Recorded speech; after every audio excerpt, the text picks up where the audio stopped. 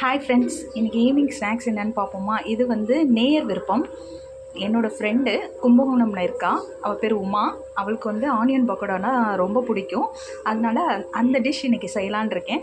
அவளுக்கு வந்து இந்த பேப்பரில் எழுதினாலே சில பேர் சாப்பிட்ருவோம் அப்படின்னு சொல்லுவாங்களா, அந்தளவுக்கு ஆனியன் பக்கோடா பிடிக்கும், லைக் பண்ணுவாள். அதனால இப்போ நான் செய்கிறத பார்த்து சாப்பிட்டாலே அவள் சாப்பிட்டாப்புல சாட்டிஸ்ஃபைடு ஆகிடுவா. அதுக்கு நான் செய்யலான் இருக்கேன். அது எப்படின்னு உங்களுக்கு சொல்கிறேன். ஆனியன் வந்து நான் நல்லா சாப் பண்ணி வச்சுக்கிட்டேன். அதுக்கு என்னென்ன இன்க்ரீடியன்ட்ஸ்னு நான் காட்டுறேன் இப்போது. இதெல்லாம் நம்ம மிக்ஸ் பண்ணிக்கணும்.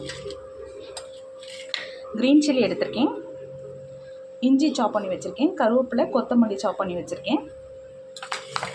அடுத்தது கடலை மாவு எடுத்திருக்கேன், அரிசி மாவு எடுத்திருக்கேன். இதெல்லாம் நான் இப்போ மிக்ஸ் பண்ணிக்கிறேன். கடலை மாவு ஒரு ஸ்பூனு, அரிசி மாவு ஒரு ஸ்பூனு, இது எல்லாமே நம்ம மிக்ஸ் பண்ணிக்கலாம். அடுத்தது வந்து ஓமம் ஒரு ஸ்பூனு, ஜீரகத்தூள் எடுத்துக்கிறேன்.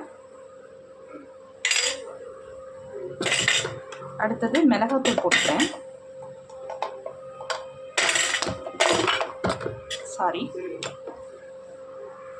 மிளகாத்தூள் போட்டுக்கிறேன். அடுத்தது மஞ்சத்தூள் கொஞ்சம் போட்டுக்கிறேன். அடுத்தது உப்பு சேர்த்துக்கிறேன். தேவையான அளவு நம்ம உப்பு போட்டுக்கணும். இது எல்லாத்தையும் நான் பெசரி எடுத்துக்கிறேன். எண்ணெய் காஞ்சிருச்சு, அதில் நான் பொரிச்சு எடுத்துக்கிறேன்.